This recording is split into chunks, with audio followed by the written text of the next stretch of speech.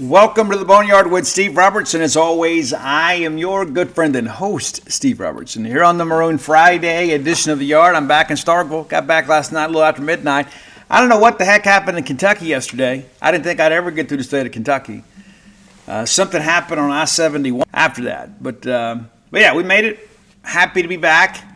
Want to wish you all a very Merry Christmas weekend. So, and just so you're curious about this, today, I plan to record on Christmas too. Yeah. So you'll have that if you're traveling back from Grandma's house or whatever. So we'll plan to do that. I don't have anything going on, I don't know what you're doing, but we're gonna have a chill weekend. That's the plan anyway. We were in Ohio. You guys know last week. If you've never been to Columbus, Ohio, it's a pretty cool town. I didn't go by and see the Horseshoe. I was there a few years ago now, when we covered the women's Final Four. Robbie Falk and I went up there and covered the NCAA women's Final Four. Mississippi State should have won a national championship. We didn't. Would have been our first in a major sport, but we couldn't close the deal. You guys know what happened against Notre Dame, how crazy all that was. But that was my second time this week going up to Columbus, and super cool, man. I'll tell you what's interesting, too, about Columbus is they've got a lot of areas up there. They have put some money into the infrastructure. Now, the highways are terrible, but that's to be expected with all that weather up there. But it's good to be back in the SIP. One of the things I've noticed, too, and I mean no offense to anybody. Seriously, I don't mean any offense to anybody that lives in the Midwest territory. I joke with Mike and Steph about that all the time. It's kind of all the same up there. I mean, it really is. But the thing that I've noticed, man, is like the bathrooms up there smell really bad. And it's the water. Like the way they have to treat the water and everything. It just smells funky to me. And I guess if you're up there, you get used to it for a while. And then the closer I got south, you stop at those pilot travel centers and Love's. Love's my favorite if you're looking to sponsor Love's. But yeah, the farther south I got, the better the restrooms smelled. I know that's a weird thing, but it was different for sure. And we actually ate it at Big Boy, somewhere in Kentucky, somewhere up there. Stopped and got some lunch at the Big Boy, had the Big Boy burger. They have they put tartar sauce on the burger, which seems weird to me. And so I decided to get the spicy tartar on the side, and I liked it. So yeah, the Big Boy. I didn't know we had Big Boys anymore, but we do.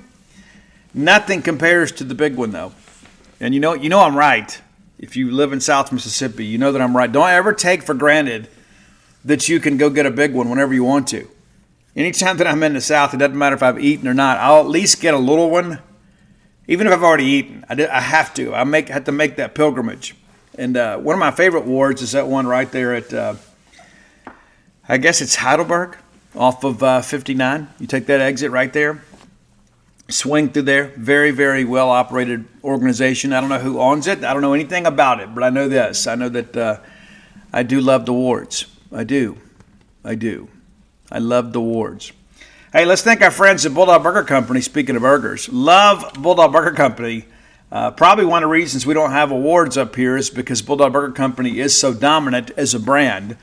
I think you should go by and check them out, too, whether you're in Tupelo or the Richmond Flowwood area or in Starkville. 3 great locations to serve you right here on University Drive, of course, and then Gloucester Street in Tupelo and Lake Harbor Drive in the Richmond Flowwood area. Go by and have the spring rolls as your appetizer. They'll make you and everybody around you better looking. We all need more of that. In addition to that, you can have that chocolate shake to go, but the reason you go is great restaurant-quality hamburgers. It's one of the fine delicacies in life we afford ourselves. Go by and peruse their selections soon and procure yourself a Bulldog Burger. Bulldog Burger Company, the place where people go to meet, M-E-A-T. All right. I don't know how much time we talk about this. I'm going to talk a little bit more about rankings because I'm getting inundated.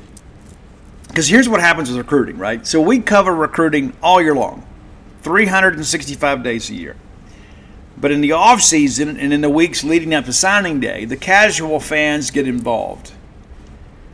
And a lot of casual fans don't understand rankings. They don't understand how it all works. And things have kind of been confused in recent years. 247 Sports decided years ago, hey, we're going to do the composite. Rather than just be our rankings, we're going to give you our rankings and the composite so you can see, what the collective opinion is about players. I think it's a good idea in many respects. The problem that I have is that some of the people involved with the composite maybe don't look at it the way we do. I don't mean from a particular player, but I'm just the process that we go about. I mentioned to you guys when I was at Mississippi Alabama All-Star Week, the day that I was there, I didn't see any of the networks other than Cooper Patania was there from 247, and then I know Charles Power at On 3, formerly of 247, was there. I don't know that Rivals was there.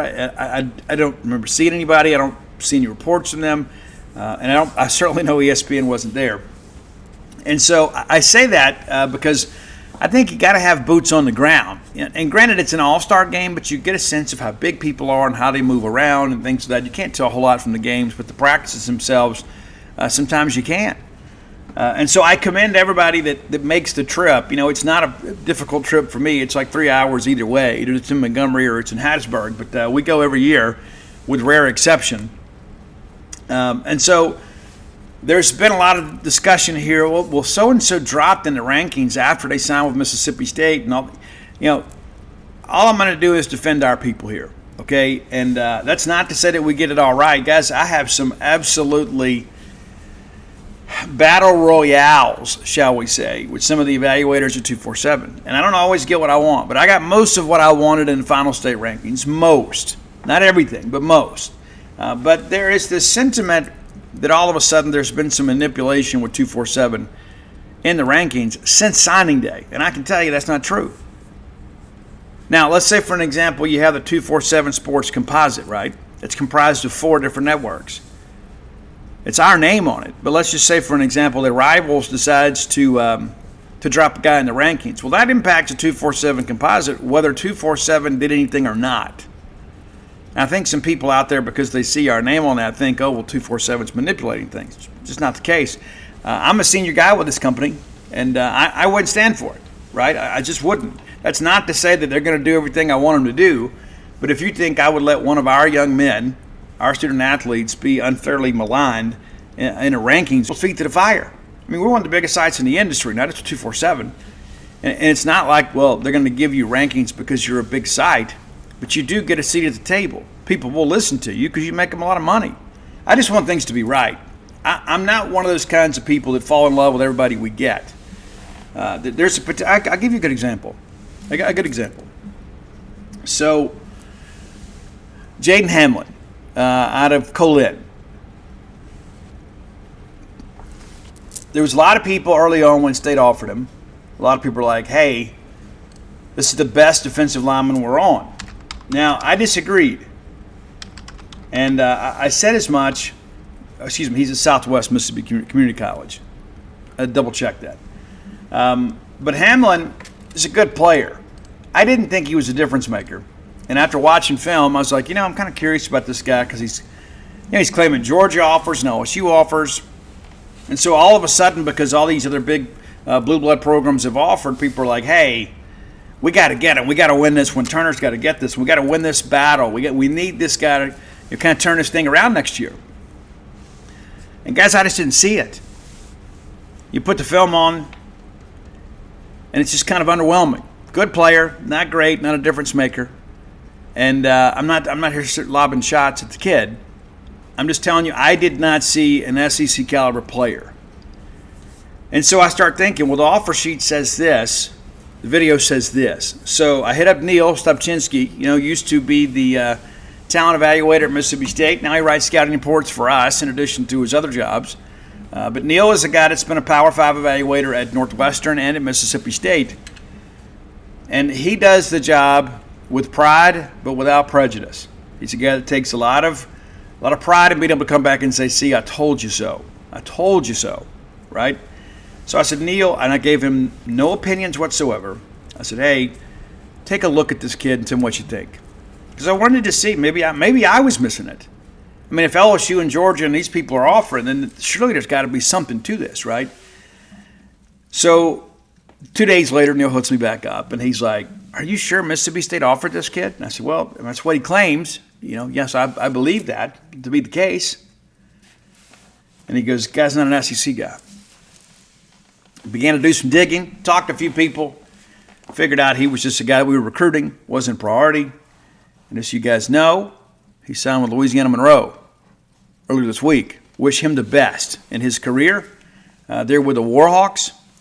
But I say that because it's important to understand there are a lot of people out there in our industry, and certainly with casual fans, when the guy starts claiming all these offers, we automatically assume, well, this got to be a big-time guy. Then you look at it now in hindsight, and it's like, well, wait a minute. If he's got all these offers, why did he sign with Louisiana Monroe? Well, you got to go where they want you. And so anytime that you see an offer out there, don't always assume it's committable. And so I don't say that to kind of toot our own horn. I'm just trying to explain that what happens on the field is 100 times more important than what happens on social media. And I'm a big fan of following the visits too. And Hamlin took in some visits to kind of make, hey, maybe there's something to this, right? But Mississippi State hadn't been on that kid for some time. Even prior to the coaching change, it appeared that State and Hamlin were going to go in different directions. But I share that with you because there's sometimes we look, oh, well, this guy's got all these offers. That's what's reported. It doesn't mean that he can accept them. I mean, if you think that guy chose Louisiana Monroe over LSU, Georgia, Mississippi State, you're kidding yourself. And to kind of get deeper into this and dig into the details and kind of figure out what's what, okay? So I had somebody yesterday, a friend of mine hit me up and said, hey, I understand that all these things happen with 247 rankings after signing day. What's going on there? Now, here's the deal. My friend loves Mississippi State. He is, I'm not going to give the name because I want to embarrass him, but he's one of these kinds of people during a ball game. You talk about being a prisoner of the moment, my goodness. If we're ever losing a ball game, I mean, the world is ending. It could be first quarter. I mean, I'll get attacked sometimes the first quarter of a ball game. Oh, we're getting blown off the line. We're going to lose this game. And then we're going to win it 55-3 or something, But anyway, so if he's hearing this, that means some other people out there are saying this. And so I thought, let me give you guys the truth. Let's start with the transfers because that's easier to do. So as it stands today, Mississippi State has 10 transfers. And so we'll start with the Kelly Akari. My friend said, hey, he was a 91. He was a 4-star. He's never at any point been a 4-star. Anywhere. At any point in his life with 247 Sports. I don't know what other networks have him ranked. I can tell you he's never been a 91 with 247. And so Kelly Akari out of high school was ranked a 77.85. As a transfer now, he's an 87. So he's risen 10 points, nearly 10 points. So I guess a little over 9 in the rankings after putting in some good time at Texas El Paso. So he goes up considerably. He was probably undervalued in the first place, but he goes up considerably as a transfer. Marlon Martinez, you may recall him. Guy that had about 40 offers out of high school, signed with LSU, went over there, was primarily a two-deeper, did have a handful of starts under his belt, but didn't really maybe reach his full potential. Now, he wasn't an extremely highly rated guy out of high school anyway. He was an 88.95, which is just right there on the cusp of almost being a 4-star. Well, as a transfer, he's rated an 86. And people are like, but Steve, why'd he go down? Well, you got a body of work to deal with here. And again, it wasn't like he was a 4 or 5-star type kid, but he's a guy that's got a body of work under his belt in the Southeastern Conference. And they're like, yeah, could be a pretty good player, but he's not a difference maker. Suleiman Paca, rated an 84.67 out of high school, has been primarily a two-deeper at Purdue. His transfer ranking is an 84. So it goes down just a little bit. Not as significantly as Martinez, but right there. Now, you say, Steve, I don't like where this is trending. Well, business is about to pick up. Trey Wright out of Memphis, redshirted this year at Memphis. He signed with them as an 83.78. He's a transfer as an 84. And even though he hadn't really done anything on a college level, he still goes up a little bit. I'm not going to sit here and brag about an 84, but he did go up a little bit. Cameron Ball, out of high school when he signed with Buffalo, was an 82.37. Guys, he's a 4-star now. 90. He's a 90.00 as a transfer. So he goes up over 7.5 points in the rankings as a transfer, and he hadn't done a whole lot. at Buffalo. But somebody somewhere likes this guy and said, you know what, hey, this guy's could have a chance to be a difference maker at Mississippi State. His brother, Justin Ball, signed on with Vanderbilt is an 82.81. As a transfer, he's up to an 87. So he's up over 4 points. And again, you've got a body of work. And he has not been ultra productive, but he still goes up. And again, may have been undervalued in the first place. But as a transfer, he's more valuable than he was as a prep prospect. Michaelan Pounders. I thought he was criminally underrated out of high school. Ends up being a starting left tackle at Memphis. Was an 85.56 out of Byhalia. Now he's an 87. So again, up about 1.5 points. Not as high as I think he should be. It's not going to change who he is on the field. Ethan Miner. One of the lowest ratings I've ever seen for a high school player. Remember, he was up there in Connecticut and signed on with Arkansas State as a 76.83. Leaves there, transfers to North Texas. Now he's headed to Mississippi State. Transfers an 88. One of the highest rated centers in the country last year by Pro Football Focus. Kendrick Bingley Jones, big time player out of high school, out of the greater Charlotte area. He was a 93.31, and he hadn't done anything in North Carolina. So now as a transfer, he's an 83. So very significant drop for him. But again, you've got a body of work to work with here. And you say, you know what? Maybe we were wrong about him as a prep player. Maybe. Blake Shapen was an 86.43 out of high school. Now he's an 87. So a marginal increase for him. And so of the 10, and you start looking at this together, of the 10 transfers that are currently signed, and that's really more of a technical term, right? Because they don't sign a national letter of intent. Of those 10, 7 of the 10 have a better rating as a transfer than they had as a prep prospect. You say, but Steve, so-and-so should be a 4-star. Well, yeah, maybe so. But 7 of the 10 have gone up. And a couple of them significantly. 3 of them significantly. You know, Akari, Wright, and Cameron Ball all up significantly compared to what they were viewed as high school players. Kendrick Bingley Jones dropped significantly. And Marlon Martinez went down a good bit too. But 7 of the 10 had an increase in their rating. You said, but Steve, let's talk about the pro prospect, the prep guys. So, you guys have messed around with these rankings so much, sometimes I'm confused. Well, okay, here's the thing that we do at 247. When you pull up a player's profile, you can go look at their rankings history. Did you know this? Yeah, just pull up any player. Like right now I'm looking at Jimothy Lewis, and I see that one crystal ball pick to Ole Miss. Hardy, har. All right, and so then all of a sudden you look at, like I'm looking at Jimothy Lewis, and then all of a sudden there's his prospect information, his height, his weight, where he went to school. You can watch his highlights. And then there's the player rating from 247 Sports. And then just beneath that, there is the 247 Sports composite. And you'll see there's a little clock right there. You click on that little clock, and it gives you that recruit's ranking history. Now, of the guys that signed with Mississippi State, some pretty significant changes with him. He debuted way back in March of 2022. This is in the composite. It's a 95. 95.58. He actually made it as high as a 96 and was considered the top offensive tackle prospect in the country. Well, that's come down a good bit now. And now his rating is an 89.75 in the composite. However, let's look at the 247 stuff. He's a 90 with us, and he's been a 90 with us since October. May even be back in June. Now I'm looking at the numbers here. But his ranking has not changed since signing day. Matter of fact, it hadn't changed really during the season. It's important to understand that. And he's one of the guys that did go down. Then you pull up J.J. Harrell. This is a guy that we've loved from the outset, And again, you go right there. He's a 90 according to 247 Sports, but he's a 92.28 in the 247 Sports composite. Of course, it's a collective opinion there.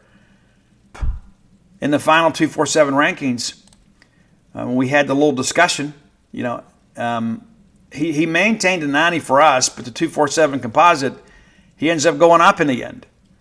And that was on December 7th. And so I just want to kind of get this out there just because of the fact there are a lot of people out there that have these very strong opinions and they're not rooted in fact. Michael Van Buren, on 3, dropped him shortly after he signed. He's been an 89 at 247 Sports since November of 2022. There's been no change in his rating with our network. 0. Mario Craver, I wrote an article about this, he got a 1-point decrease in the final rankings. He was a 90, he went down to an 89. So yeah, that's 1 point. Terrence Hibbler, I think, should be a 4-star. I have fought that battle all year long, and I lost, but I did get a couple points for him in the end. 88 for us and an 89.16, and I understand that rivals dropped him significantly in their final rankings post-signing day, which is ridiculous. But we got a slight increase for him in the final adjustment here at 247. Fred Clark went up, T.J. Lockhart went up, Xavier Gayton maintained, Ja'Cory Whitehead went down a point, Tyler Woodard consistent, Brandon Jennings consistent, Jatavius Johnson's a new player, of course. There was no time to manipulate him or Ricky Johnson because that happened afterwards. Ashawn Shepard was consistent, Johnny Daniels, and these guys are ranked exceptionally high. Johnny Daniels rated as the #1 junior college back in the country, according to 247 Sports. Did you know that? Yeah, I don't know how many of them are ranked, but he's good. Kyle McClendon, of course, just got a ranking. Luke Work has been consistent. I was hoping Luke may get a point or two after the U.S. Army practices. But I just rolled this out here to you just because I think it's important to understand the true facts, because things get out there on the internet, and everything on social media is true, right?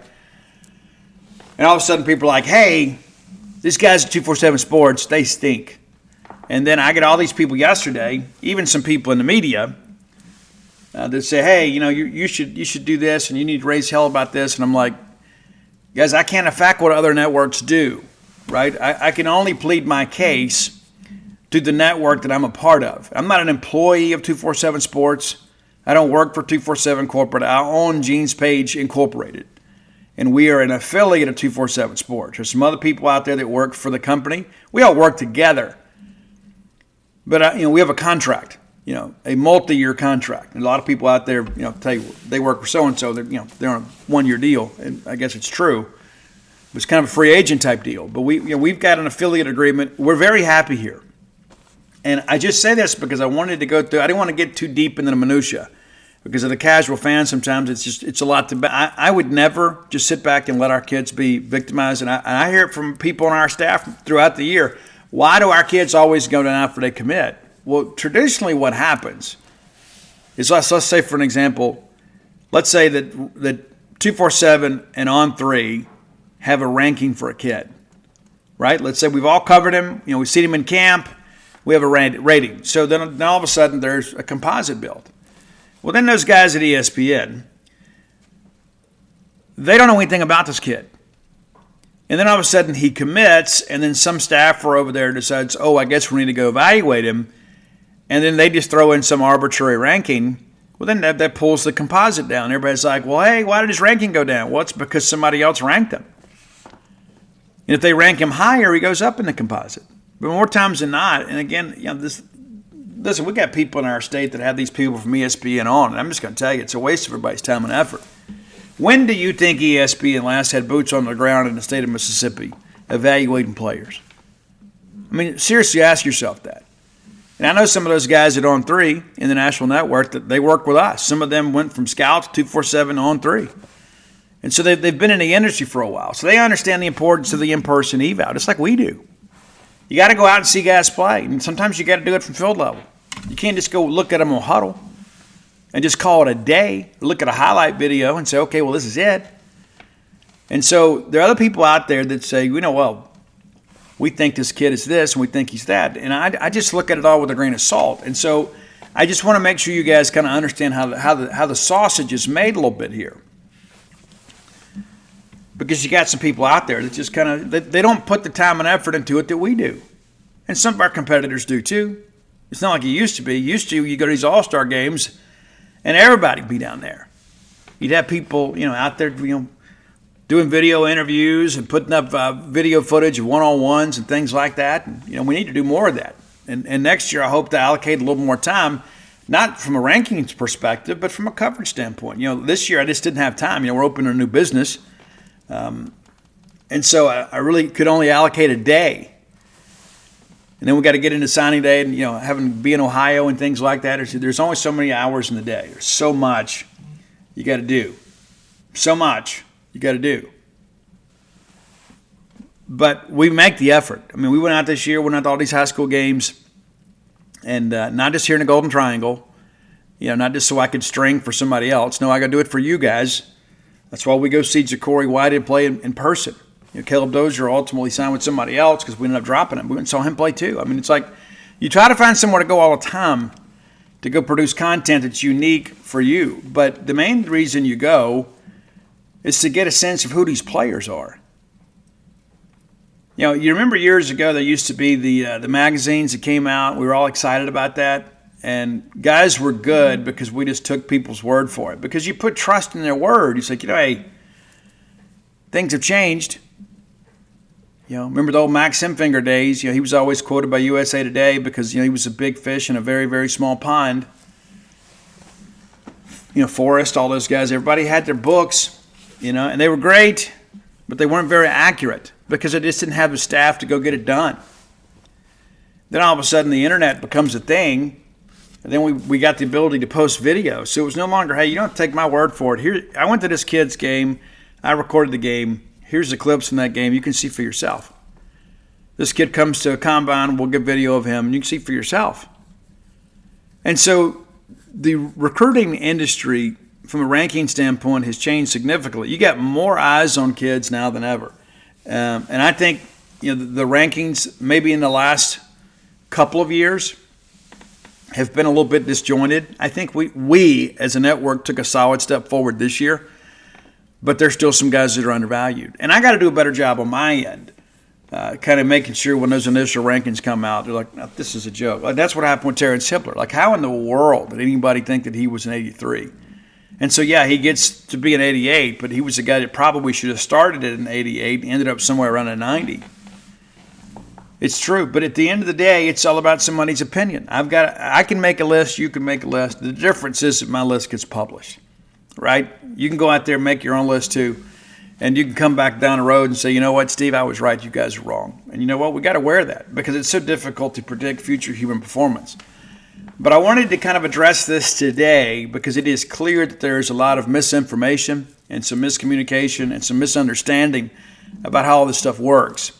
At the end of the day, people are like, Steve, I just want us to win football games. That's how I do too. But to suggest that rankings don't matter is a little bit disingenuous. Yes, we've had some success, guys like Preston Smith, Jamion Lewis, and others that have come in and outperformed their ranking. But by and large, when you go look at the NFL draft, go look at the first round of the draft, more times than not, it's kids that were 4 and 5 stars. It's true. The best players are the best players. And when guys work hard and stay healthy, they get a chance to continue to play football at a high level. And more times than not, the guys that are high performers in high school are high performers in college and ultimately become professional football players. That's not to say somebody just didn't come out of the woodwork. And guys, trust me, when Dak Prescott committed to Mississippi State, he was a 2-star. And some people say, and people want him as a tight end. That's not true. I don't know who said that. That was all like the LSU spin when he chose State over LSU. Les Miles recruited Dak Prescott as a quarterback.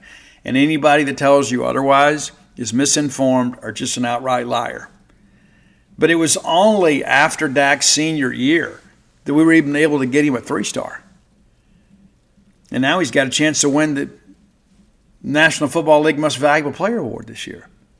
Let that play out for a second, right? There's some guys out there that just have a special quality. And because of where they play and who they play, sometimes they just don't get out. And listen, Dak didn't go to a bunch of camps either.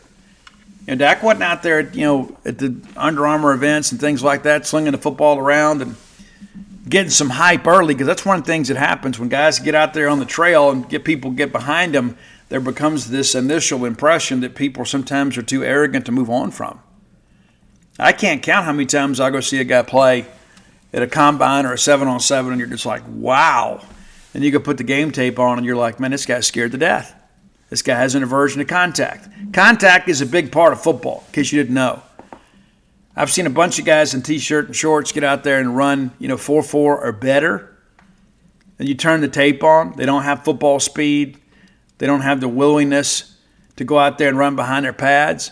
We're not putting a track team together. We're putting a football team together. And so there's a lot to that. And again, it's so important. Do not fall in love with players just because you think we're going to get them. And a lot of people do that. I deal with it all the time. I do my best to remain objective. There have been some guys in the past that will commit a kid, and I'll pick up the phone and I'll even call somebody and say, what are we doing? What are we doing? And some of you guys feel that way too.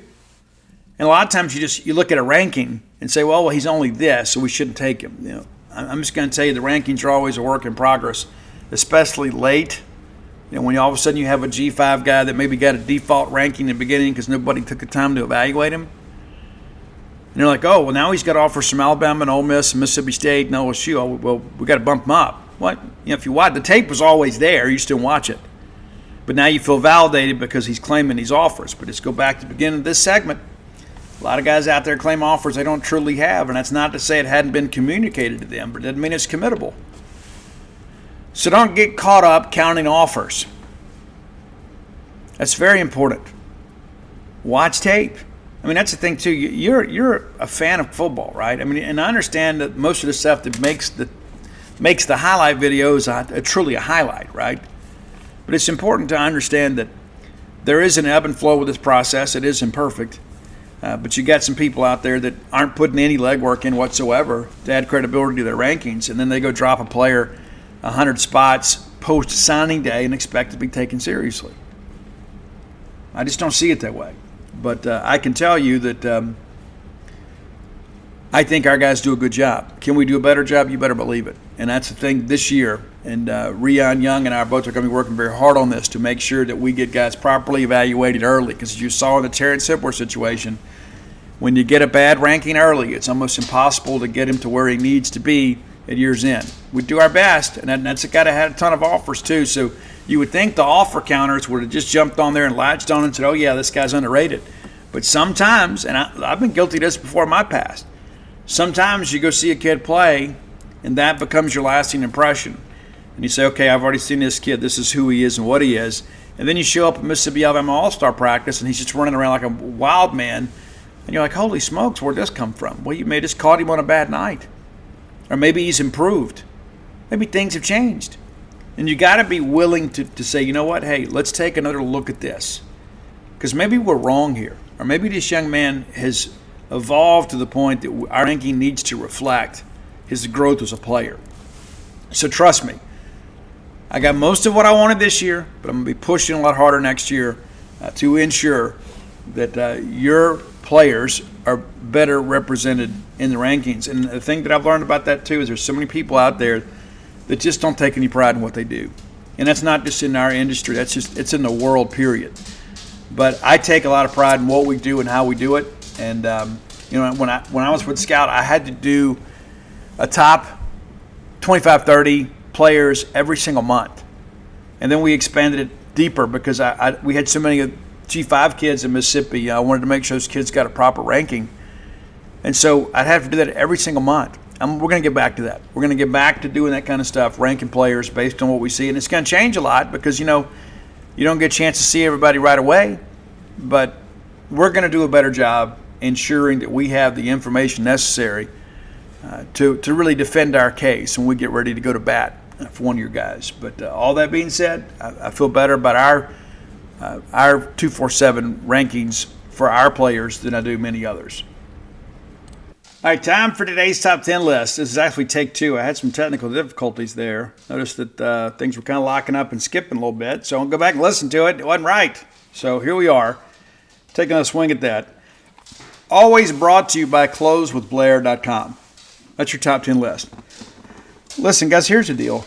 There's so many important things in life. There aren't many more important than your mortgage. You need to entrust your mortgage into the hands of a true professional. It's Blair Chandler.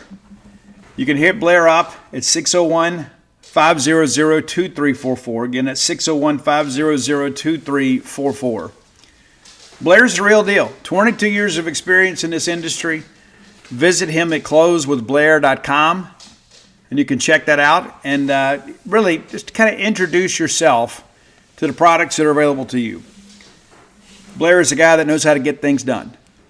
This is a guy that's going to get you to the closing table when other people can't, because he knows how to navigate through the labyrinth of underwriting. He understands the guidelines. You need to deal with a mortgage professional. That's, again, Blair Chandler at closewithblair.com. All right, we do things a little differently here on this show. We do the top 10 list. Most people love it. A few people skip through it. It's all up to you. Doesn't hurt my feelings either way. Everybody does their own thing. All right, so we're going to do a very metal Christmas list. That's right. We're going to give you some Christmas classics covered by some of your favorite metal artists. About 13 years ago, there was an album that came out, We Wish You a Metal Christmas and a Headbanging New Year. That is our wish for you again this year. So here's the list. There's 16 tracks on this album. I'm going to pick my 10 from this 16. We're going to start with Little Drummer Boy. Doug Pennick from King Zax on vocals. George Lynch, of course, from Dokken and Lynch Mob fame. Billy Sheehan, of course, the legendary bass player from Talus. David Lee Roth, Mr. Big, River Dogs, and others. Billy has been around forever and a day. This is a guy that knows how to get it done, for sure. But Little Drummer Boy, an interesting take there. Now, here's a song you didn't expect to hear today. Everybody loves Grandma Got Run Over by a Reindeer. Did you ever expect to hear Rat Stephen Pearcy sing that song? No, you did not. That's what we do here. We introduce you to the cool stuff. It's Stephen Pearcy from Rat, and then Tracy Guns from LA Guns and one of the founders of Guns N' Roses. Maybe you know that, maybe you don't. Tracy, a great guy. Bob Kulick from Bruce Kulick's brother, plays drums on this. And then Billy Sheehan again. So you can get a big dose of Billy on this list. Number 8, We Wish You a Merry Christmas. That's the first track on the album, and Jeff Scott Soto is a guy that has played with everybody at some point. Bruce Kulick from Kiss, and then Brother Bob also a part of that project. But We Wish You a Merry Christmas. It's very rocking, and of course they change the lyrics to We Wish You a Metal Christmas. All right, number 7, Run, Rudolph, Run. Of course, that's the old Chuck Berry classic. The trio that put this thing together, though, probably not what you'd expect. It's Lemmy Kilmister from Motorhead. Yeah, God rest his soul. Billy Gibbons from ZZ Top. And then the legendary and incomparable Dave Grohl on the drums. Number 6, God Rest You Merry Gentlemen. Maybe you know this one. You got Ronnie James Dio. That's right, Dio on the mic. Tony Iommi from Black Sabbath. Rudy Sarzo, of course, from Quiet Riot and Whitesnake fame. And then Simon Wright on drums. Pretty cool rendition. Number 5 is Deck the Halls. This one means a little more to me. Deck the Halls vocal is Ani Logan. My oldest son's name is Ani Logan Robertson. If you've read When the Bottom Falls, you kind of understand why that's the case. And you got Craig Goldie on the guitar. Tony Franklin, who played with The Firm, with Jimmy Page, played with everybody. Another legendary bass player, for sure. Number 4 is Silver Bells. And you've never heard it quite like this. It's Jeff Tate, the legendary voice of Queensryche, and then Carlos Cavazo of Rat, and Quiet Riot fame. When Randy Rhoads left Quiet Riot, Carlos was the replacement. And so their legendary years, Carlos on the guitar there. Pretty incredible rendition. And then James Lomenzo from White Lion. You weren't expecting that either. What a combination. Number 3, Auld Lang Syne. You know the song. It's performed by Girls School, a legendary all-female band from across the pond. They're out I think it's this spring. They're going out with my friends from Lillian Axe. Lillian is going to play on that bill as Girls School does their final American tour. They're getting ready to hang it up. Going to come across the pond for several dates in major clubs. If you're in that neck of the woods, go out there and watch Steve Blaze rip it apart. He's a guitar player. My buddy Brent Graham on vocals, and Wayne Stokely on the drums. Mike on the bass. It's a great group. Love those guys. And happy they're going to go out on a pretty cool tour here to help usher Girls School into retirement. Number 2, Santa Claus is coming to town, and it's not the Bruce Springsteen version that you're familiar with. This is Alice Cooper and John 5. John 5, of course, formerly of Rob Zombie's band, now the guitar player of Motley Crue. They have new music coming out in the next year. The first single is going to be Dogs of War. They also did a cover of the Beastie Boys, You Gotta Fight for Your Right to Party. So we'll get a Motley take on that. Not going to be a full album. Maybe that comes eventually, but they're going to release some singles. They're recording the video for Dogs of War right now. So we'll get the first Motley single with John 5 on lead guitar soon. And finally, your number one song today is Happy Christmas, War is Over. Tommy Shaw on vocals. The legendary Tommy Shaw, of course, from Styx. Also did some stuff with Damn Yankees and Shaw Blades. One of the best vocalists of my lifetime. Everybody knows Renegade from Styx. It wasn't Dennis DeYoung singing vocals on that. It's Tommy Shaw. Tommy was a rocker. It's ultimately what led to him leaving Styx. Is they became more of a concept band. Just wasn't the same. But Steve Lukather also laying down the guitar from Toto on this one. And Marco Mendoza, former bass player in Twisted Sister. Yeah, so pretty interesting star-studded cast here today on the top 10 list from the metal scene. But yeah, we do wish you guys a Merry Christmas. I know that I have been a great person this year. I know that I'm on the nice list, but I didn't ask for anything. I know that Dana and I will get to do some cool stuff. She's really good at that kind of thing too, and I got to go pick her up a couple things today. We've been so busy. We're not spending a ton on each other this year because we got a new business opening, and I'd encourage you too, if you hadn't done so, go to Facebook and go to True Rest Starkville. And you can order a float. We've got BOGOs going on right now. Buy one, get one free. Most people don't know what that stands for. BOGOs, buy one, get one free. And get lined up. And I floated this past week when I was in Columbus. Amazing. We had an absolutely epic time in Columbus. Absolutely epic. The final night, I think it was so much fun. National Signing Day, right? And so I had to cover all that up there. And Dana's like, hey, we're going to go out. We were going to go out Tuesday night. And I kind of told her, I said, here's the thing. We got a lot going on. Let's just go float tonight. And we'll maybe do something tomorrow. And so Wednesday, after it was all said and done, we were able to hook up one of our great friends up there who we absolutely love her. And went out to a little dive bar, shot a little pool, just kind of hung out, took in some music. And your good friend and host got up and sang some karaoke. I hadn't had a chance to warm up or anything, and Dana's like, oh, go sing. So we did Personal Jesus from Depeche Mode, something really low in the low register, something you can get done. And even get out there and dance a little bit. And right before we got, they're playing the last call, and the wife says, hey, I want to dance with you before we leave. And so it was a great night, and I encourage you to get out and go do those things and make some memories, because we had an absolutely epic time. Absolutely epic time. Made me want to stay in Ohio a little bit longer, but we didn't.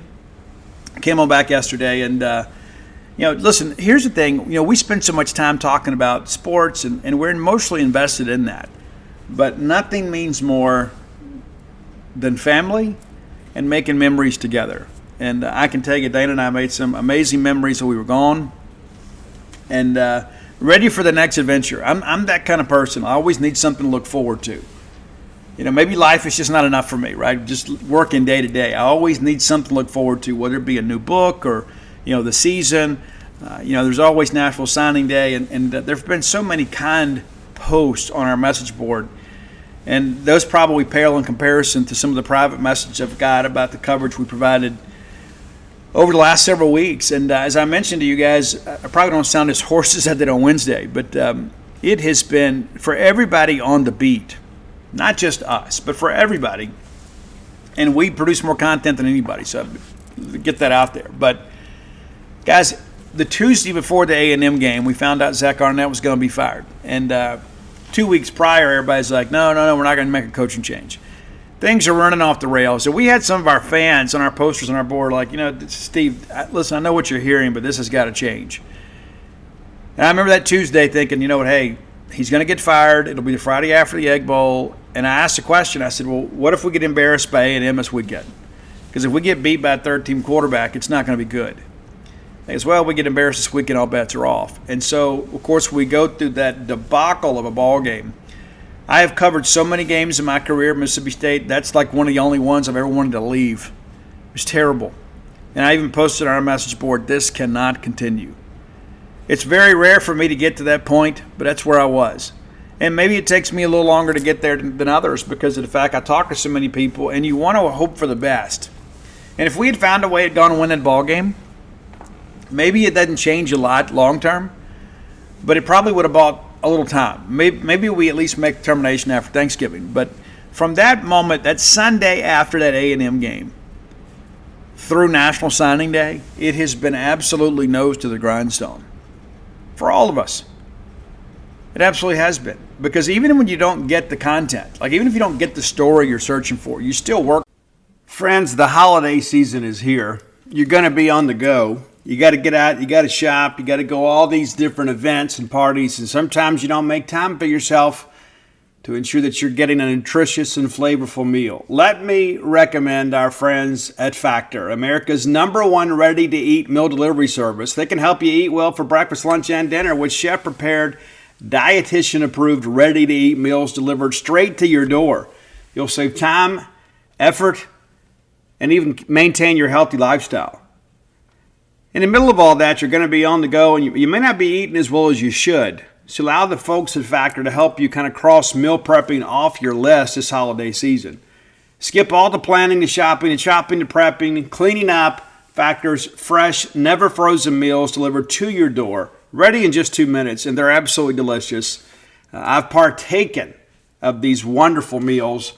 It's a great lunch portion too. So like if you're on the go at work, you think, I'm not going to have time to get out and go get lunch today? The Factor meal portion, absolutely outstanding. So head to factormeals.com/boneyard50. That's the number 50. Use promo code boneyard50 and get 50% off. It's my gift to you this holiday season. That's code boneyard50 at factormeals.com/boneyard50. And be sure and get that 50% off. Hard and do your homework. And so now it feels like, hey, we can kind of take a bit of a deep breath. Now, one thing I can tell you, too, we're not in a bowl game, right? So we don't have bowl practice to attend. There's no travel. We hate that aspect of it, but I can tell you there's a lot of people on the Mississippi State campus that are deserving of some time off with their families. And I hope they get it. I know it's one thing that I was told late last week is that Zach Selman's told everybody, hey, really, let's get out of town, right? Let's kind of get away from this for a little bit. The coaches have got to get plans made and get moved and start buying houses and things like all that. There's just so much involved in all that. But my hope is that you can take a bit of a break too, because as hard as it's been on all of us, as hard as it's been on all the coaches and their families and administrators, we're all getting paid for this. Maybe not as much as we deserve, but we're getting paid for this. You're not. I mean, you're just making your investment because you love Mississippi State. So my hope is you can take a deep breath and say, you know what, hey, these next few days, I'm going to focus on my wife, my husband, my children, my family, and we're going to have a good time. We're going to make some good memories because I can tell you when I was a kid, man, it meant so much to have Christmas. And it wasn't just because of the fact that you got all the cool stuff and, they manipulated you all year to behave because they told you Santa Claus was watching. I saw something earlier today. I think it was Rosenberg that tweeted it. This lady said that her 9-year-old son refuses to give her the Christmas list because he's conducting an experiment to find out if Santa Claus is real. Interesting. I believe in the Christmas spirit. I tell you this, and one of the things that I love is everybody getting together, right? Everybody coming home. Thanksgiving was the biggest holiday in my family, but Christmas was second. And everybody would get together, and those memories are the things that sustain you in the difficult times. And you think about my own recovery, right? I'm 91. If you've read the book, you know how difficult 91 was. And having to spend Thanksgiving without my family and Christmas in rehab, that's a tough deal, man. It is. But the reason those things matter is because of all the great memories you make leading up to that. And that's when times get tough. That's what you lean on. Those are the relationships that you have in your life that are important to you. And so don't just go through the motions this Christmas. Don't just say, okay, and get all caught up in the commercial aspect of all this. Go make some memories with the people you love. And maybe you're just sitting around watching Netflix. I don't know what your needs are. I don't know what your relationships are. But if I can encourage you to do one thing this Christmas, one thing, just one, is pick up the phone or message somebody, whether it be by text or or Facebook Messenger, whatever it may be. And maybe it's somebody that you hadn't heard from in a while. Maybe it's somebody that you're estranged from. Maybe it's somebody that you need to forgive or they need to forgive you. And just say, you know what? I'm thinking about you today. Wish the best for you. I just want you to know how much I love you. Because I can tell you as a guy that was estranged for a while. We didn't have text messages back then because I'm old, right? And but I can tell you, man, those are the kinds of things that make people's holiday season. And I'm not trying to say go rekindle some old romance or whatever. This is not the time for that, okay? Especially if they've already moved on without you. But there's somebody in your family that you're connected to, whether it be by blood or whatever, that maybe needs to hear from you. And maybe you need to hear from them. And we can't be too proud to make the first step when it comes to reconciliation. And this time of year, people's hearts are a little more tender, right?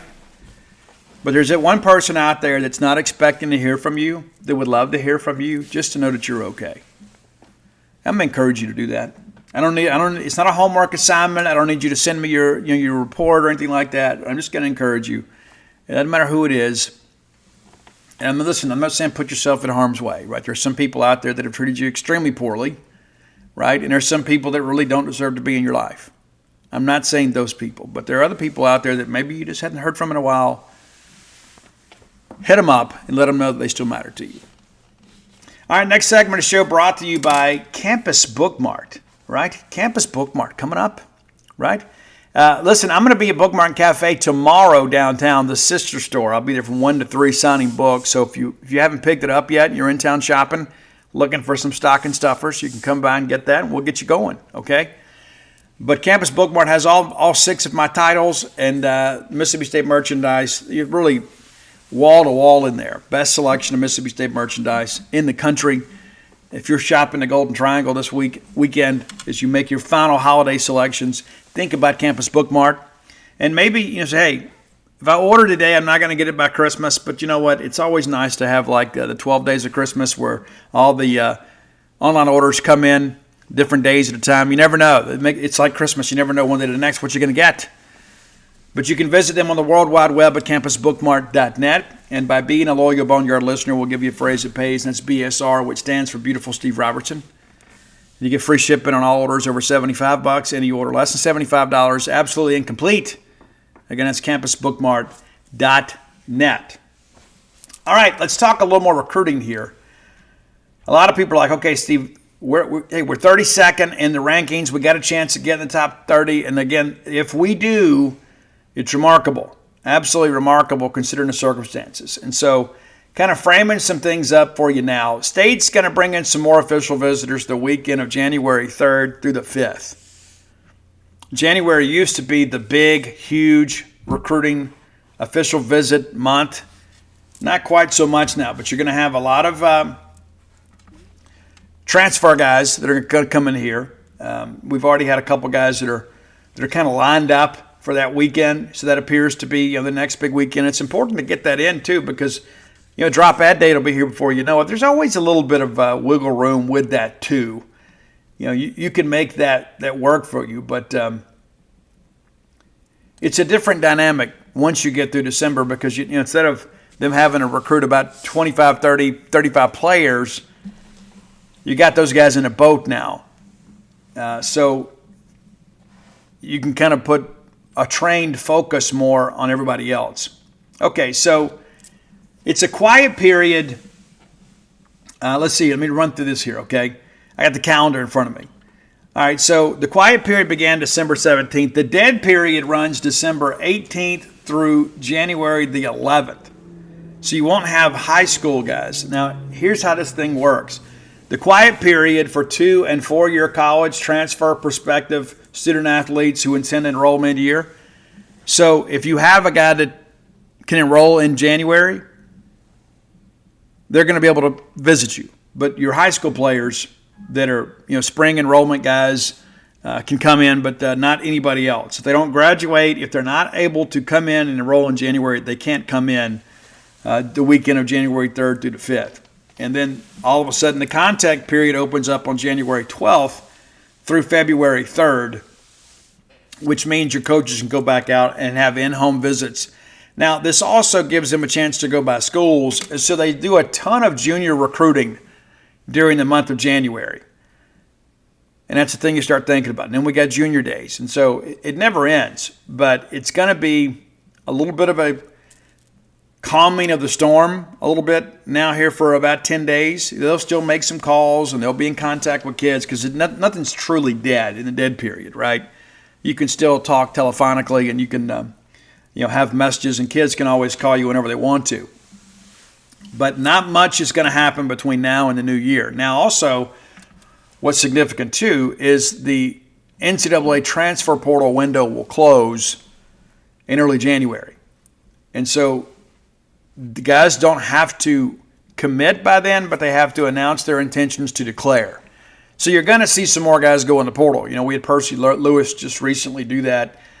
He may end up coming back. I don't know what's going to happen with him.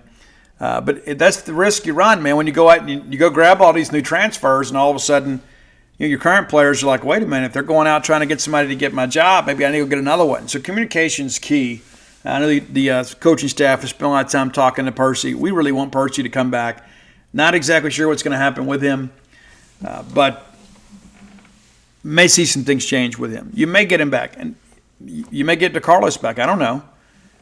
But I know that Corey Ellington did pull out of the portal, which is significant. We had two last year, of course, that went in and came back out. That was Tulu and Xavion.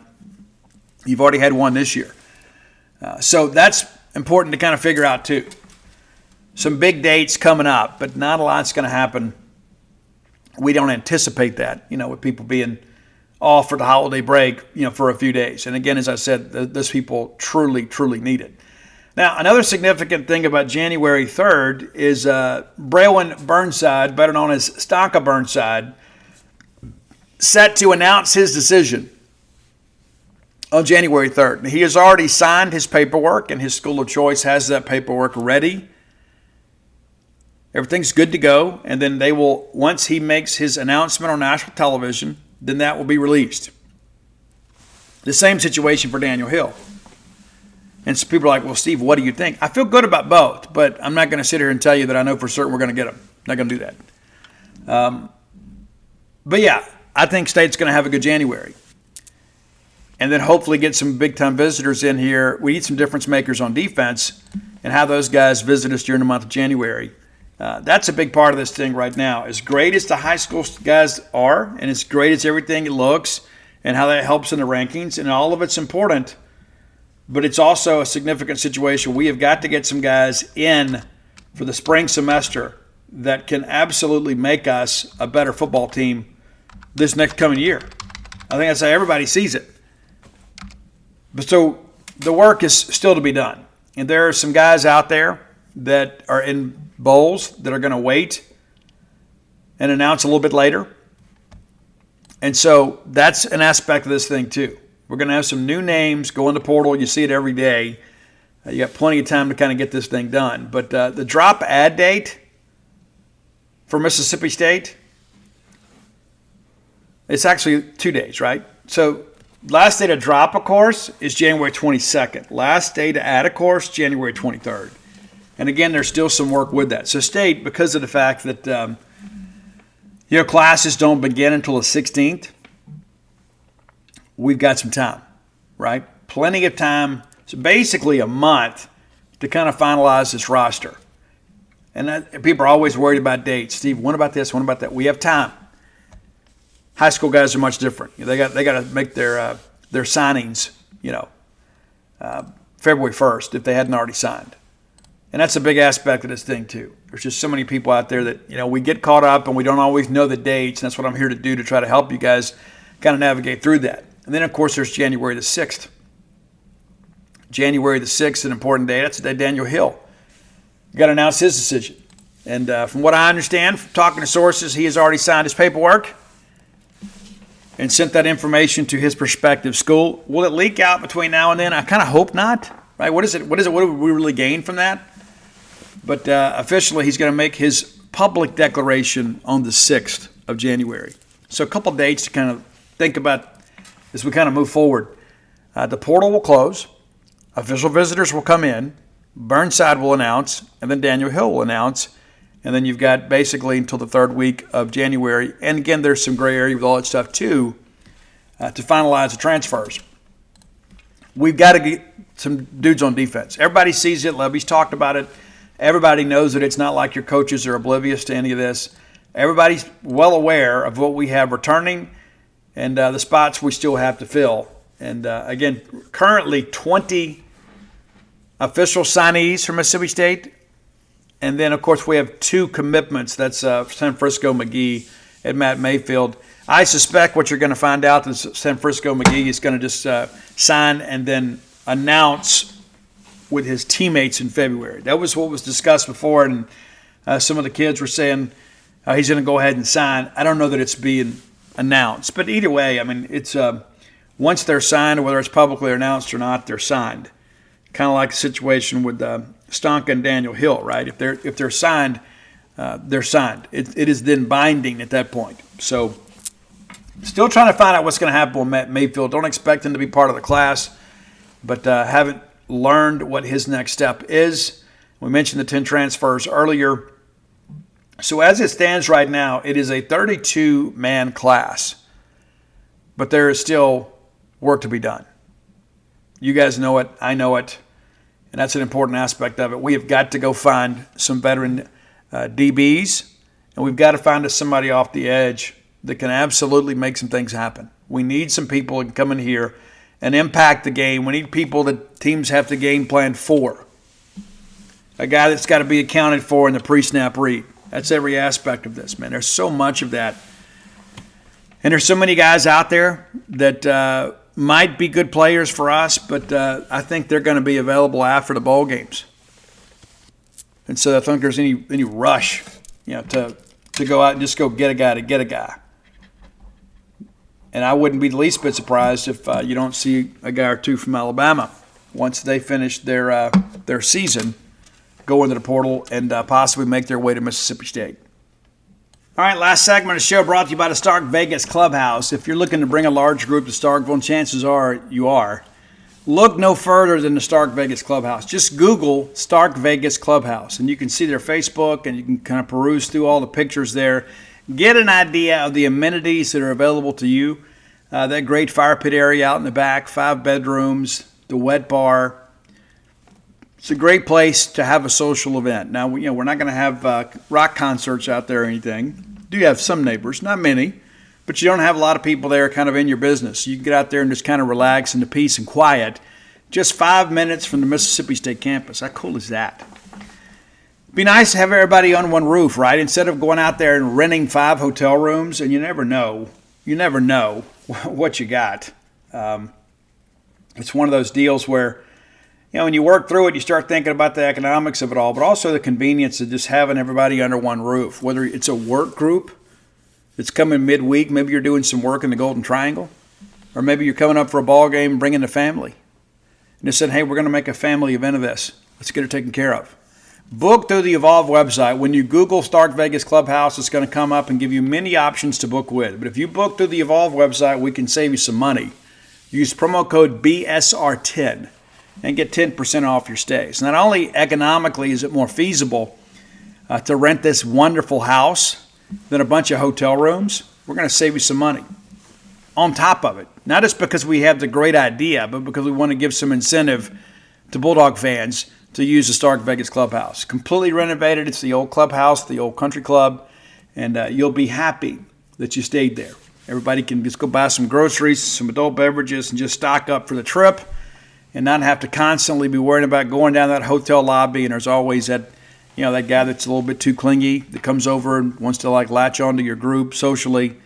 You can relax and have some control rather than spend $8, $9, $10 on a drink in some hotel lobby, right? It's nice to be able to control your fun group. Again, it's a Stark Vegas Clubhouse. Let's talk a little basketball before we get out of here.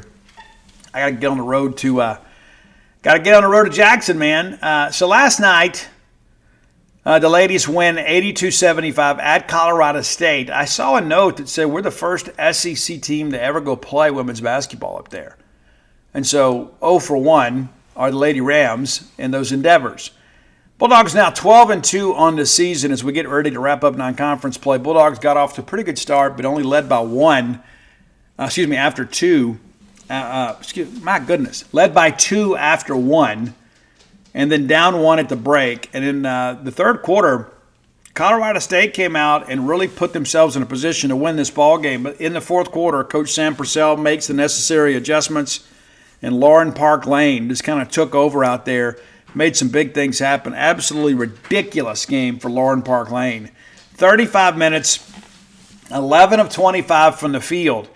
That in and of itself is noteworthy, but how about her ramming home 10 three-point baskets, 10 of 17 from beyond the arc, just 1 of 2 from the line, pulled down 4 rebounds, 6 assists, a pair of turnovers, and 33 points.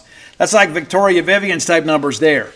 Absolutely ridiculous. Jessica Carter, 30 minutes of action, 6 of 10 from the floor, pitched in 14 points, the only other double-digit scorer for the Bulldogs. Erin Barnum with 9. Jerkelia Jordan with 8, Debrecia Poe with 6, and then Darion Rogers with 6, and Miracle Shepherd with 6.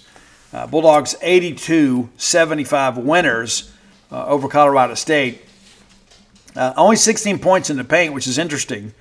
It was really more of a perimeter game, and State won that. And how great is it to be able to do that, to have the opportunity when teams begin to kind of take that interior game away from you, to be able to take it outside. Ladies, back in action a week from today in Humphrey Coliseum. That's December 29th against Mississippi Valley State. That'll be the final non-conference game before we get into SEC play. And then that Thursday, we host Vanderbilt. Need everybody that can turn out and be a part of that. This Mississippi Valley State game should be a game that we should win handily. You never take anything for granted. But the Devilettes, maybe don't have the resources some other people do, and they're 1-10 on the year. The record certainly shows that. They've lost 8 games in a row. So it should be a bit of a laugher. They got beat this past Monday by Texas A&M by 50. Should be that kind of game here. Ole Miss got them pretty good too. So, again, 1-10 on the year. And you got to go back to a game at McNeese State to find a victory there, 85-82. But they have surrendered 100 points or more 3 times this year, and certainly Texas A&M probably could have got it done too, but called the Dogs off, or the Aggies off late.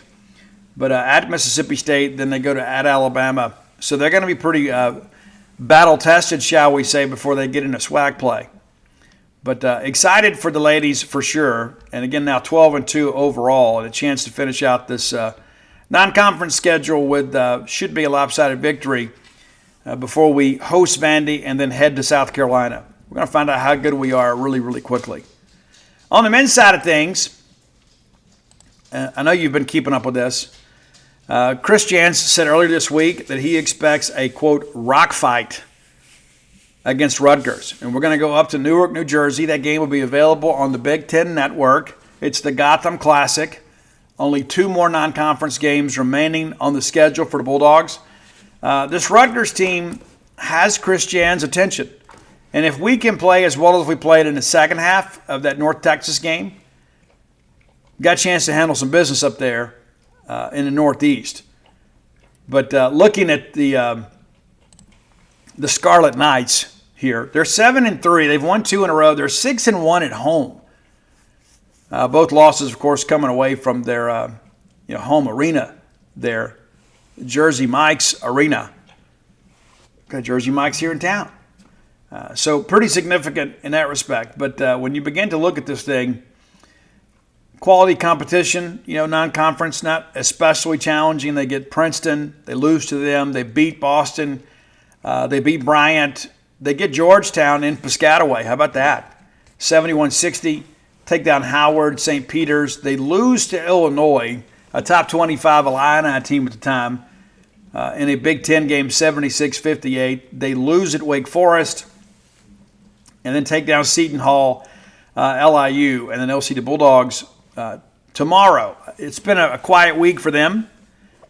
No games on the schedule. And so we're excited to see how things look. But this is a Rutgers team, too.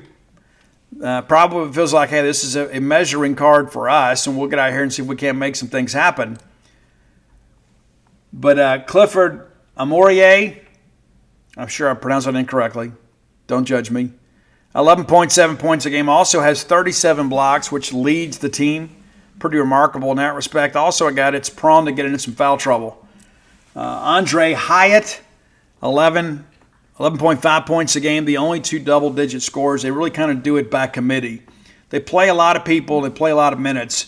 Nobody on the team is averaging more than just at 27 minutes per game. So a little more depth with this team than maybe perhaps that we've seen from some of our other opponents.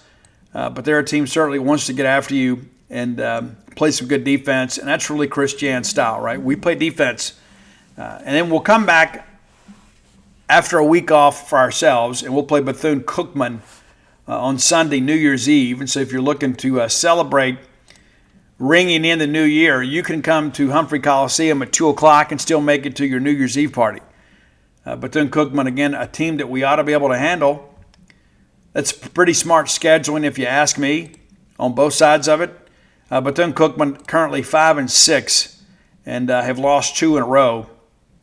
They will play one game before they see us, and that's going to be tonight at Central Florida. If you're interested in finding that game, just do some advanced scouting of your own.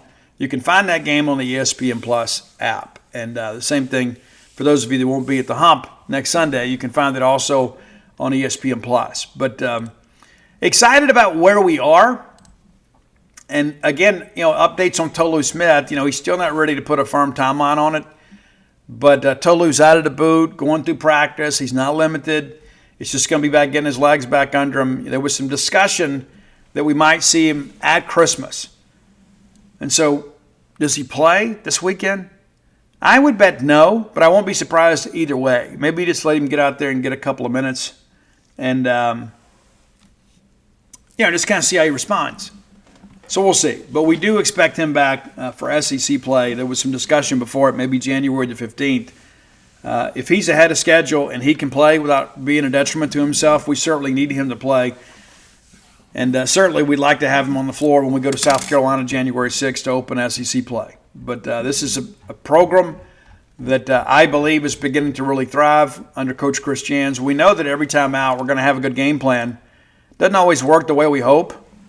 But, hey, it's going to be one of those things, too, with the SEC.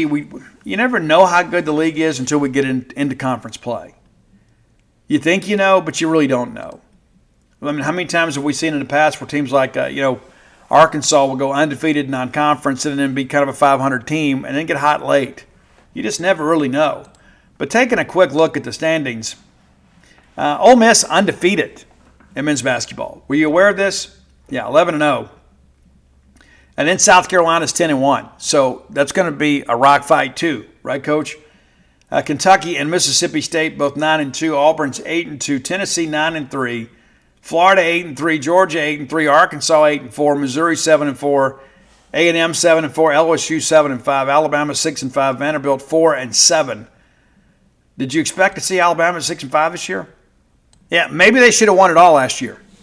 Yeah, but a much different team this year. They've lost 3 games in a row. So, again, you can take all that and get you 50 cents and get you a cup of coffee at the Delo truck stop because you really find out who's who when we get into conference play.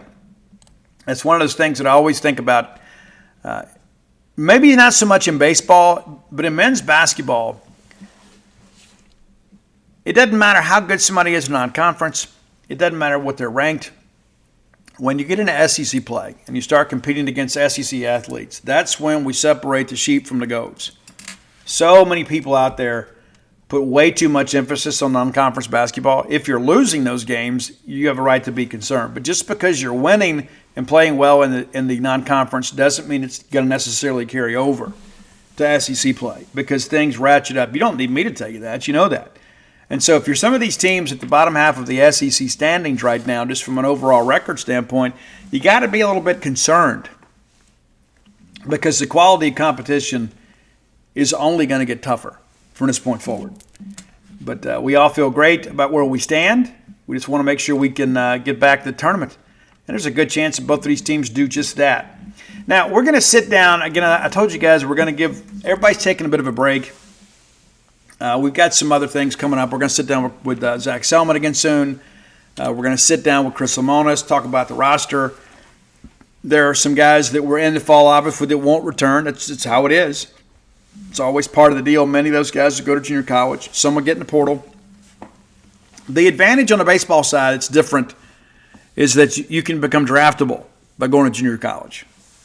If you transfer to a four-year school, the normal rules still apply. So baseball is a little bit different. A lot of guys will opt to go to JUCO and kind of see what their options are after that, rather than just scoring in the portal and tying themselves and then keeping themselves, in many cases, out of the draft pool. So don't be shocked. Don't think it's an indictment on players and say, oh, he wasn't good enough here, he had to go to junior college. There's a lot of guys that went to junior college, including Nathaniel Lowe, guys that sign with somebody that ultimately go to junior college and then kind of reinvent themselves, right?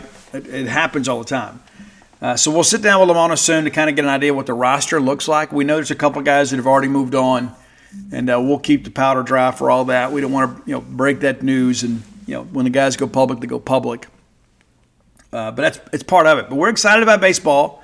We're excited about basketball. I think we got a chance to have a really good spring semester here at Mississippi State. There's so many things to consider, too. It's like I think this football hire thing has worked out well for us. But we went through some of this last year, too, right? I don't know there was the same level of excitement. I think it was more relief than anything else because you hire Zach Arnett, you promote from within, he keeps the roster together. You get a top 25 class, you feel like, okay, that's great. And then, we've made some other decisions that are well documented that didn't work out the way we had hoped. But I think Labby, there's more of a sense of excitement than there was with Arnett. I think really this year we were hoping the players would carry us more so than the coaching staff. Does that make sense? You had veteran guys, you had a favorable schedule, and you felt like, hey, we should be good. And then we did some things to kind of impede our own progress in that respect. Rebuilding the offense is one of them. I think you're going to do that again this year, but I think because of the fact that Jeff Labby is a guy that is offensive-minded, he's going to be intimately involved in every detail of the offense. I think you're going to see some big things happen, similar to when Dan Mullen took over. That's what I expect. Do I expect Labby to have the career that Dan Mullen had at Mississippi State? I don't know that I'm ready to go that far. But, from basically the first month of the 2009 season, you felt like, at least we're going to be able to score. I don't know how much we're going to win, but we're going to be able to score. That's kind of how I see this thing, too. I think Jeff Labby is going to have us scoring points. And with the attrition we've had on the defensive side of the football and a brand new staff, this defense is going to be really the difference between, an average year or a good year. Is it going to be a great year? I don't think anybody should anticipate that. I don't think it's a fair characterization. Hey, if we go 6-6, 7-5 next year with that brutal schedule, and we lose some shootouts and you're putting up some big points, I think everybody's like, you know what? We'll get defensive players. We'll get there.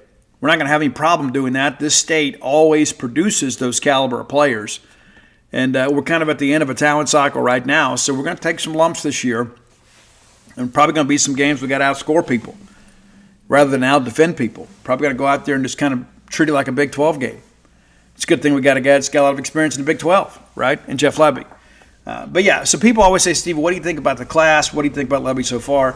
I think the jury's still out on both respects, but I like what Jeff has done so far. I think Jeff has done a good job putting a staff together. Do I have some concerns on the defensive side? Yeah, you better believe it. Yeah, you got some defensive guys that don't have a working relationship. Labby, of course, is the tie that binds. And so getting those guys up to speed and getting them on one page is going to be a huge part of the spring. This year is going to be a growing year in that respect. But Labby has continued to say, and this is one thing that I was told in the beginning when he had his interview, he doesn't see Mississippi State as a rebuild. He doesn't see 2024 as a rebuild. Of course, it will be an installation year for us, but Jeff expects to come in here and win. And that's the direction your coach should have. You should never look at it and say, hey, next year we're going to be lucky to get to a bowl game. You can never look at it that way. It's your job to figure out a way to get beyond that. A bowl game should be a given. I think we all see it that way. There's so many bowl games out there. You have so many opportunities. If you win all four of your non-conference games and just win two in the SEC, you're going to a bowl game. So that should be the minimum standard every single year. Not, hey, let's just hope we make a bowl game. No, that should be the starting point. that no season without a bowl game is ever considered acceptable. Now, I'm also not interested in being the Liberty Bowl mainstay. All due respect to those fine folks, Jan Gwynn and everybody involved with Liberty Bowl have been amazing to us. But we need to be in the upper tier. We've never been to the Capital One Bowl. We need to be there. We're going to knock that out, right? Get that off the list, right? Don't you want to be a part of that? I want to get back in a New Year's Six game. So our goal, in many respects, should be kind of like it was with Emory Ballard. And people used to laugh at Emory, but you know what? I admire coaches that have a vision. And he used to sit down, we're going to win the SEC this year. And people laughed. And we never did it under him. But I want coaches that are visionaries that aren't afraid to take on large expectations. No, as Joe Moore used to say, nobody rises to low expectations. Well, I think just making a bowl game is the foundational standard. It's not the expectation. It's a given. So it's like even in a rebuilding year, this is where we expect to be. We expect to be in Nashville or Memphis or Birmingham or whatever in a rebuilding year. When we get, maybe we get a new quarterback or whatever. And so as a result, maybe we take some lumps, but we should be in bowl games. And it sucks that we're 91 this year. And I've had some people say this, and I kind of agree because I wanted it so bad for the kids, right? After all they'd been through, I'd like for them to have an opportunity to play maybe one more game. And then you've had all this portal stuff and trying to keep all this stuff together. And I think in the end, us not making a bowl game may have been the best thing for everybody. Honestly. I mean, you never aspire to that. You never think, hey, not making a bowl game would be a good thing. But I think under the circumstances and all this program has been through for the last year, I think maybe not having the distraction of bowl prep has been a good thing for Jeff. And these coaches can go full bore into recruiting because we got to get some transfer guys coming here and flip this roster. But again, there's always ebb and flow. It's like you get, we're not doing good in recruiting. Oh, we are doing good. No, we're not. No, yeah, we are. There's going to be some of that down the stretch too. You're not going to get all your favorite players. It's important to understand that.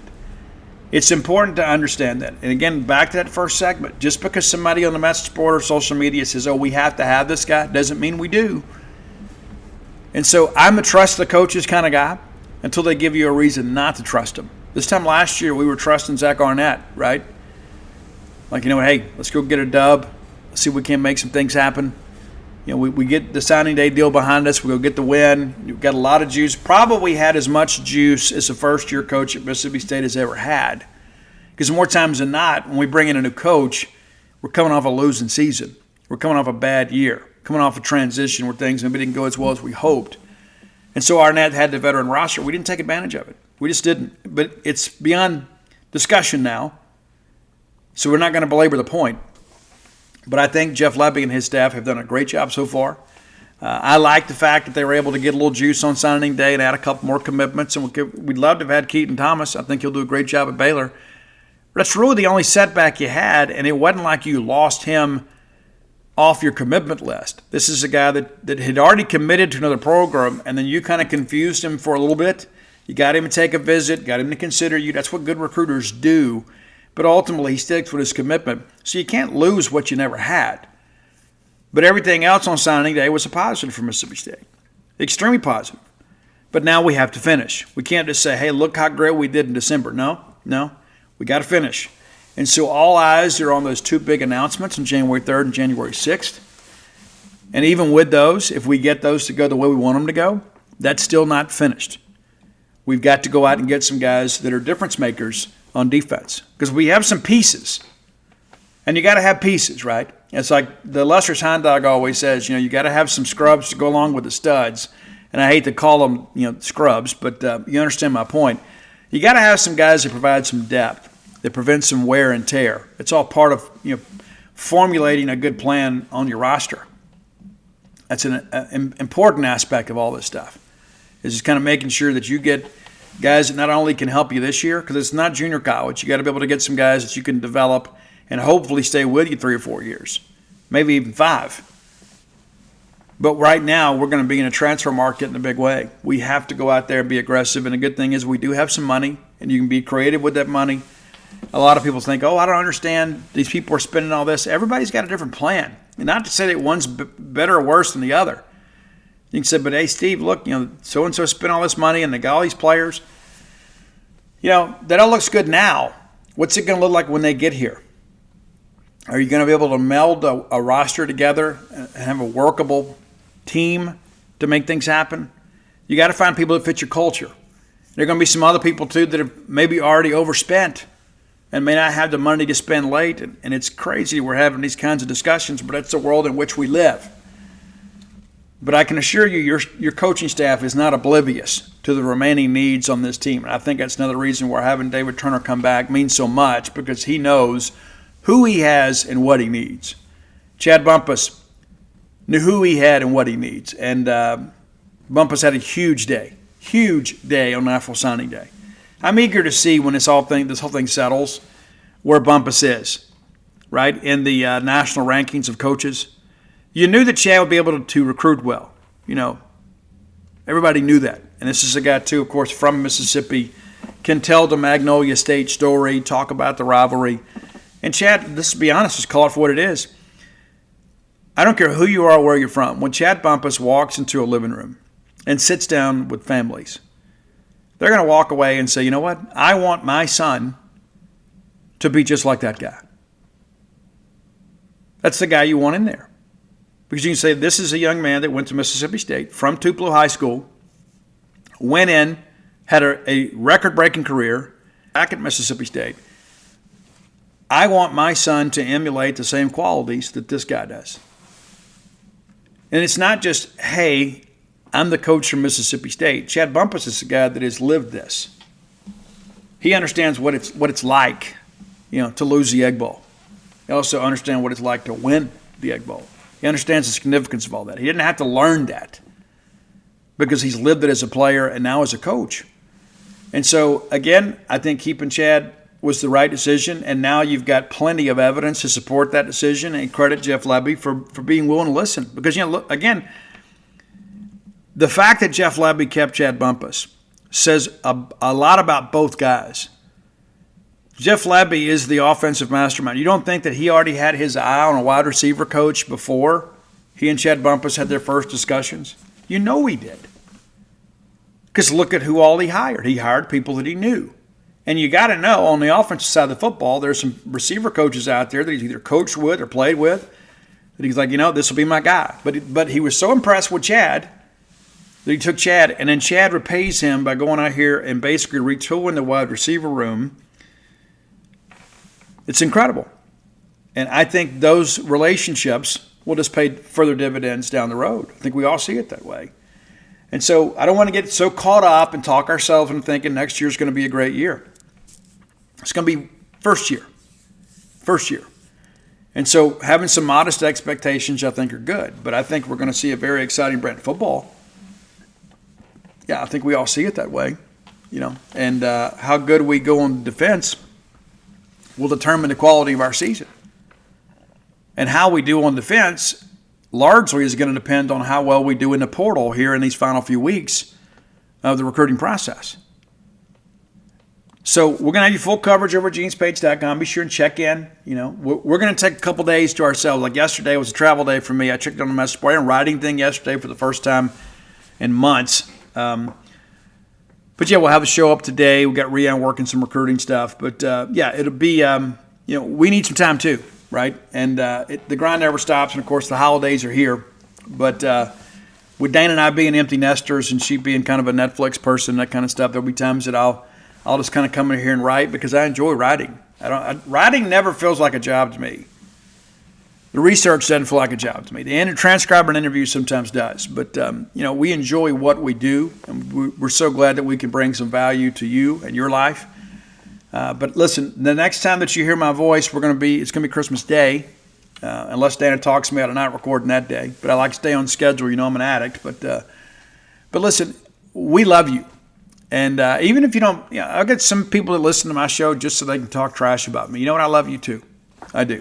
And I wish the best for you and your family, and hope that you guys can have a great holiday season. And I hope you get everything you asked for on your list. I hope you get some needful things and maybe some wantful things. Dad always gets the